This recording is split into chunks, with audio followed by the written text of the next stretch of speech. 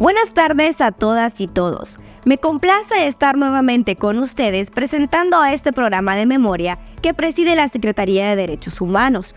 Durante este tiempo juntos exploraremos algunos eventos y temas fundamentales en la historia de nuestra Honduras y también haremos un necesario enfoque regional e internacional. Comenzaremos nuestro recorrido recordando el Día de la Hondureñidad. Hoy los invitamos a explorar este evento histórico que marcó el destino de dos naciones centroamericanas. Acompáñennos mientras nos sumergimos en el conflicto que también fue llamado la Guerra del Fútbol entre Honduras y El Salvador. Cada 14 de julio se conmemora esta fecha como un homenaje a nuestra identidad nacional y sobre todo nos brinda la oportunidad de reflexionar sobre nuestra historia, cultura y los valores que nos definen como hondureños. Es un día para estar orgullosos de nuestro país y de nuestras contribuciones, de las que hemos hecho y de las que seguimos haciendo.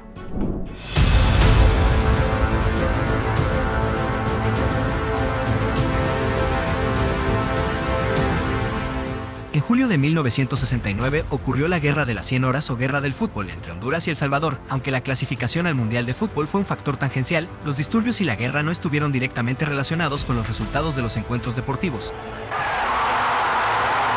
La guerra tuvo repercusiones graves en la región centroamericana debido a factores demográficos, económicos, sociales y políticos en ambos países.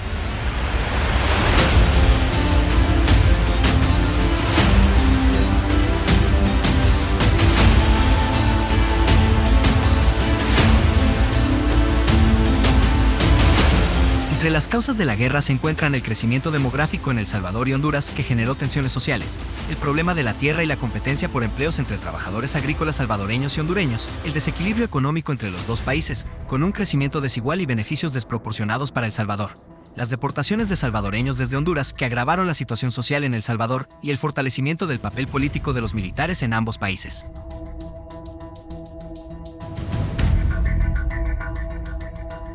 En junio de 1969, la Comisión Interamericana de Derechos Humanos recibió denuncias de violaciones de derechos humanos en ambos países, relacionadas con la expulsión de ciudadanos y la situación de los derechos humanos en general. Se emitió un comunicado instando a los medios de comunicación a no exacerbar el nacionalismo y el chauvinismo que alimentaban el odio y el resentimiento entre los países. La guerra finalmente se detuvo con un alto al fuego el 25 de julio.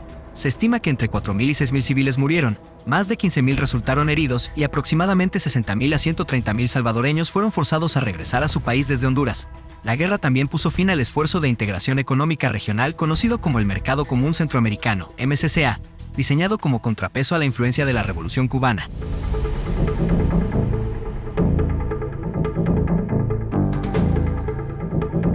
En 1980 se firmó un tratado de paz entre Honduras y El Salvador, y posteriormente estalló la guerra civil en El Salvador en 1981. ¡Salgan! ¡Rápido! Honduras se convirtió en parte del plan contrainsurgente liderado por Estados Unidos en la región y se desplegó la doctrina de seguridad nacional, lo que resultó en una época de terror en el país.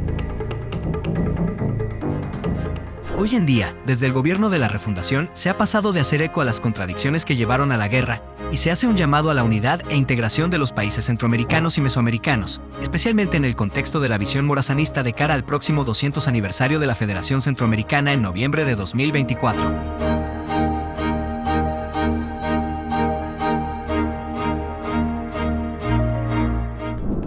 En el programa de memoria nos dimos la tarea de preguntar a diferentes personas qué saben sobre la Guerra de las 100 Horas o también conocida como la Guerra del Fútbol. Y esto fue lo que contestaron.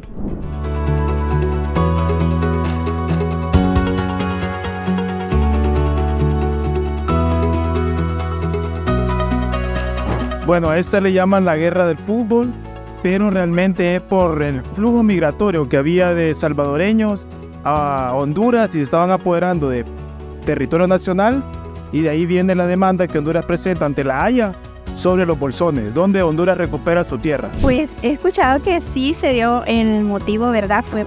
Dicen que por un partido de fútbol, pero no sé realmente, no he indagado realmente si es cierto o no. Pues yo creo que sería como peleando territorio, ¿verdad? El Salvador es tan pequeño y Honduras es tan grande que quizás ellos pensaban avanzar en cuanto a a tener más territorio. Y lo que pasó en el juego de fútbol, pues ya eso ya estaba planificado, cómo hacerlo para poder iniciar la guerra. Bueno, la verdad no lo sabía, pero sería bueno que instruyera más a la gente para que se dé cuenta de estas cosas tan interesantes. Bueno, se habla de que fue por el fútbol, pero en realidad eso fue una excusa al final para tomar la decisión de levantarse en armas. Pero la guerra no fue por un partido de fútbol como se dio. Esa fue la gota que derramó el vaso. Fue el momento la oportunidad que vieron nuestros hermanos salvadoreños de poder levantarse en armas. Ya se tenían problemas, imagino, fronterizos, problemas de propiedades, de inmigración de salvadoreños a territorio hondureño. Era por la salida hacia el Atlántico.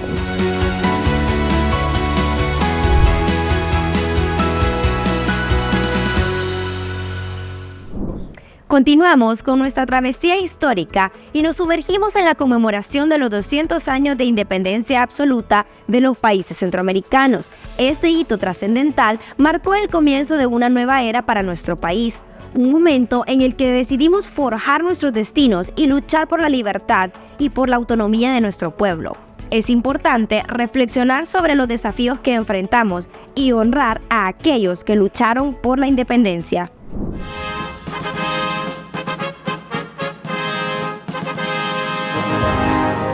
En el siglo XIX, las colonias hispanoamericanas lucharon por su independencia producto de las enormes contradicciones del sistema colonial en decadencia inspiradas en los ideales de libertad, igualdad y fraternidad de la Revolución Francesa. Las élites criollas proclamaron su emancipación de la corona española el 15 de septiembre de 1821, evitando así un estallido popular que se fraguaba por tanta disconformidad en los sectores más desposeídos.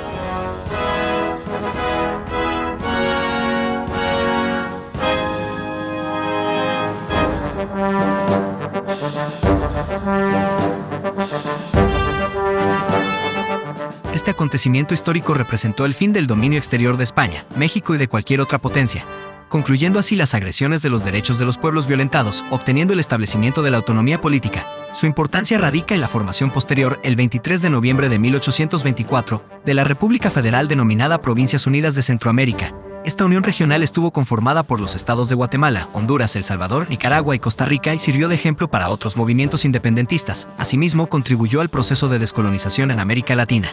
La conmemoración busca recordar y valorar el sacrificio y la determinación de aquellos que lucharon por la verdadera independencia.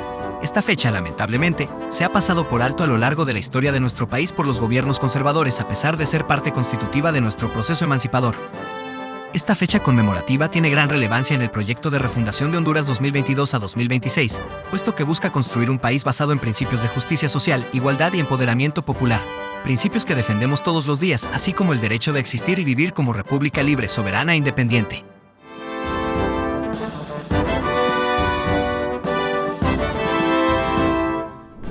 También le preguntamos a los hondureños ¿qué tanto saben sobre la independencia absoluta de Honduras? Aquí las respuestas.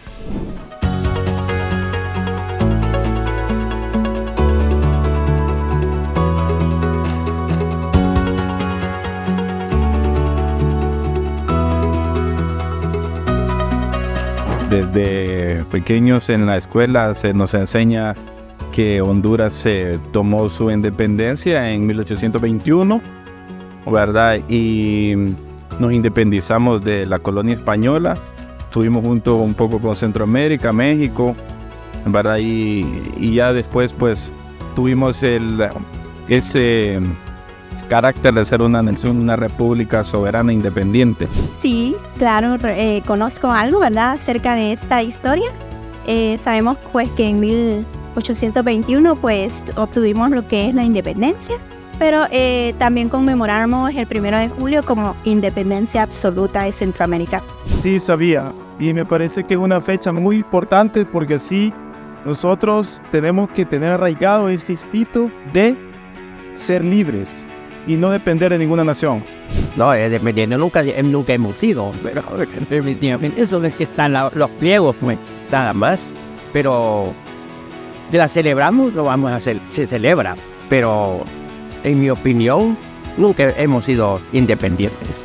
Pues es importante, como ustedes mencionaban, de que la juventud sobre todo esté enterado y en la independencia, y que le pongamos más interés a que los jóvenes mantengan o manejen esa información.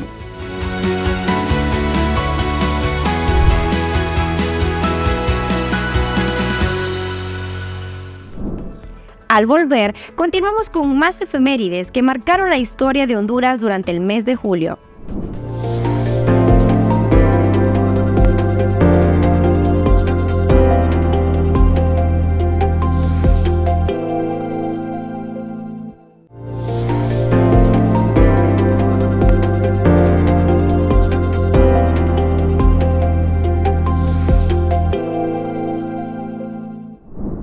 Asimismo, en esta edición del programa de memoria abordaremos un evento trágico pero significativo, la masacre del 6 de julio de 1944 en San Pedro Sula. Este episodio oscuro en la historia de Honduras nos recuerda las consecuencias devastadoras del abuso de poder y la violencia.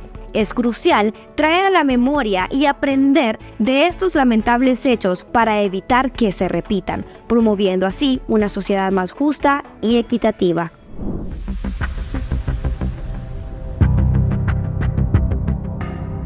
La masacre de San Pedro Sula se dio en un momento en que estallaron en Centroamérica una serie de protestas y manifestaciones que culminaron derrotando a las dictaduras de Jorge Ubico y Maximiliano Martínez de El Salvador. Anastasio Somoza y Tiburcio Carías se mantuvieron a los hechos populares de 1944 en Centroamérica. Tiburcio Carías, que gobernaba Honduras, también fue objeto de expresiones de inconformidad en el año de 1944. Carías había creado una policía secreta para mantener el control y estableció una política denominada entierro, encierro y destierro.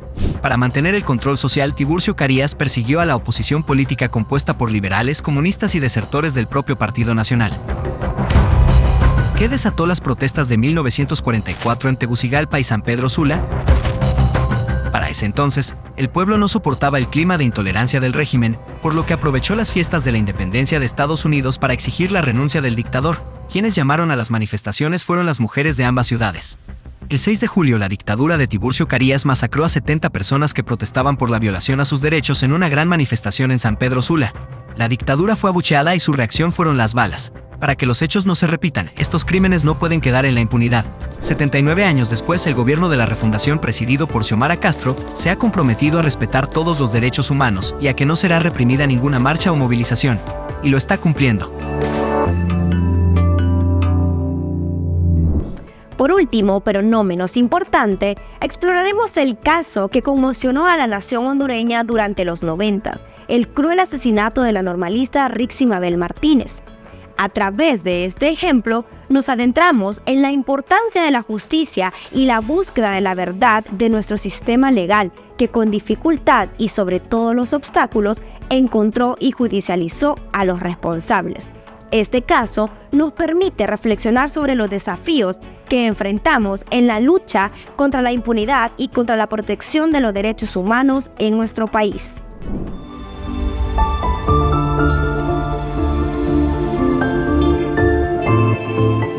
Rixi Mabel Martínez Sevilla, de 22 años, nació en 1973.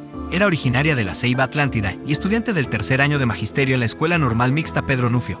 El 13 de julio de 1991, hace 32 años, la normalista fue secuestrada, violada y brutalmente asesinada por militares. 2 días después, su cadáver fue encontrado en el tramo que conduce del barrio El Chile a la colonia Cerro Grande en Tegucigalpa, en estado de descomposición, con señales de violación colectiva y muestras de extrema tortura.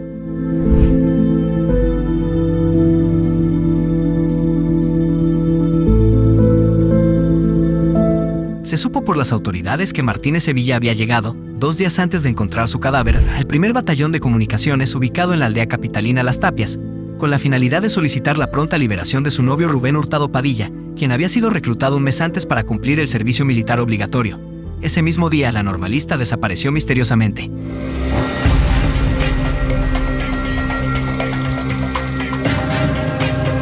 A pesar de que buscaron ocultar u obstaculizar la investigación por muchos años en el desarrollo de los hechos, se conoció que entre los responsables de este crimen atroz se encontraban el coronel Ángel Castillo Maradiaga y el exjefe del batallón Ovidio Coello Andino, quienes trataron de eludir la justicia común al ampararse en el fuero militar. Años después, en 1993, ambos fueron condenados por un juzgado penal por cargos de homicidio y violación. A pesar de la sentencia, la sociedad tachó el fallo con el calificativo de que la justicia fue generosa al castigarlos con una pena demasiado corta para un crimen tan monstruoso y aberrante en contra de una joven mujer. Desde 1991 se ha mantenido viva su memoria y la exigencia de castigar verdaderamente a los responsables para que nunca más se repitan este tipo de hechos. El luto continúa en su familia y en la sociedad que recuerda este terrible caso como el primer feminicidio de alto impacto social, que sienta un precedente e inaugura un lustro que será caracterizado luego por feminicidios e irrupción en los espacios públicos de los cuerpos de las mujeres víctimas de esta violencia extrema.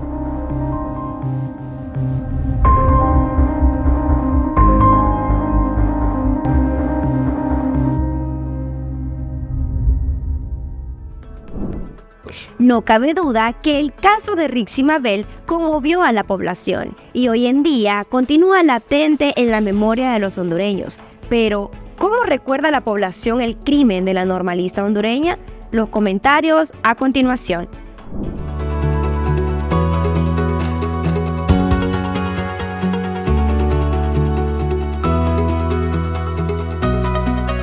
Lo que puedo mencionar es que se mencionó mucho a un coronel que fue involucrado en el tema. Al final, pues creo que todavía seguimos teniendo dudas con esto. Pues nunca se aclaró a ciencia cierta el hecho. Poco conocimiento se tiene de ese hecho, de esa muerte de esta persona. No debería de continuar quedarse en la impunidad. Todos los casos en Honduras debería de tenerse un final judicial correcto, ¿verdad? Las fiscalías, los ministerios, la policía, todos los entes de gobierno que deben de procurar todas las soluciones de los conflictos jurídicos, asesinatos, homicidios, todo eso debería de finalizarse y no quedarse como una investigación y quedarse archivado. Sí, claro, de hecho vimos noticias, ¿verdad? Y pues como jóvenes nos consternamos mucho, ¿verdad? Por estos hechos y creo yo, pues considero que debería, ¿verdad? Retomarse siempre este tema porque realmente pues quedan en impunidad y pues tenemos derecho, ¿verdad? A que indaguen y las autoridades competentes investiguen sobre estos casos. Y ella fue encontrada muerta en la costa del Chile, pero hasta la fecha de hoy no se ha investigado nada ni sabe quiénes fueron. Todos saben de que fueron militares, pero no, ese caso quedó cerrado. Definitivamente no sabemos nada de ella.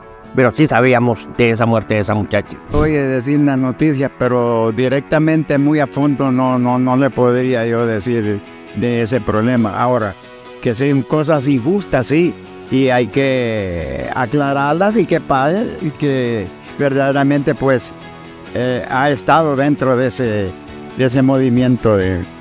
Sí, escuché el caso, sí lo miré, también estaba un poco más pequeño, pero sí lo escuché, sí lo viví, sí lo miré. ¿Qué piensa del caso? Pues lastimosamente no hubo mucha gente que pagó por eso, solo creo que quedó uno preso nomás, y sería bueno que, bueno, a esta altura ya no van a investigar, pero hubiera sido bueno que pagaran todo lo que hicieron el daño a una persona.